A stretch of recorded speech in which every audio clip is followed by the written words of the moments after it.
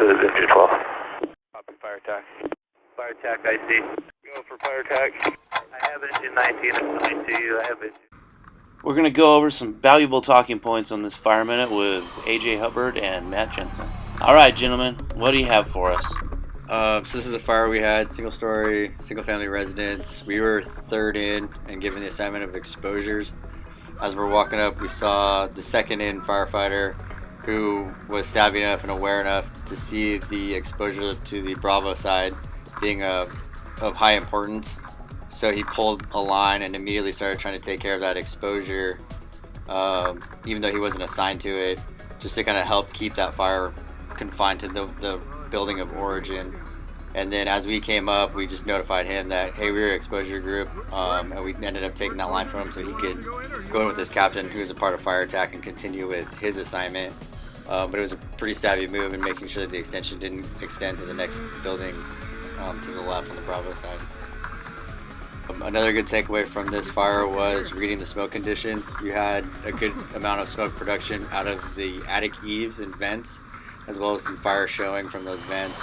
So going in on that interior, kind of making sure you're checking for that extension above you before you commit too far to putting out the room and contents fire in the back would be good, and opening it up to a point where you actually have a good visible window of the attic and kind of know what the conditions are so you don't get too deep with fire over your head.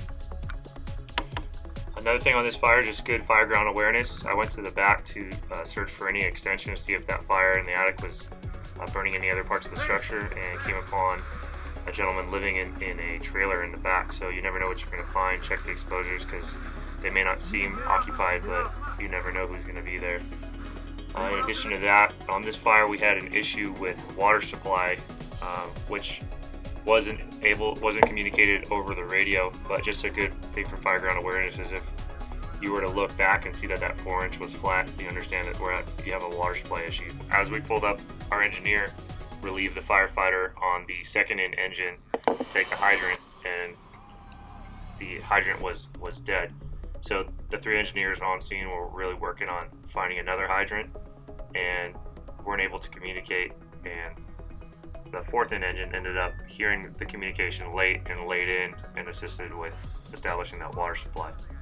We can't always control who makes communications that are needed, but we can control what we can see, and just being aware is going to give us all a heads up on the fire ground. So during overhaul, we discovered that after pulling down the lath and plaster, we were hitting sheets of plywood, and whoever had lived in this residence had put sheets of plywood in the attic and used it for storage, so giving it a very heavy fire load. If you're pulling ceiling and you're feeling something that doesn't feel right, you're not seeing smoke, not seeing fire in what would be an obvious attic fire, start thinking of that being a possibility, some storage, and look for another spot, scuttle hole, or different area of the building where you can start pulling ceiling to get access to that attic. Another good takeaway on this was it's an older house built in the 1940s probably, so it had very kind of long extended decorative eaves, and on that exterior wall there was a big vent pipe that kind of showed where the edge of the building was, and the hole got kind of cut extending to the exterior of the building.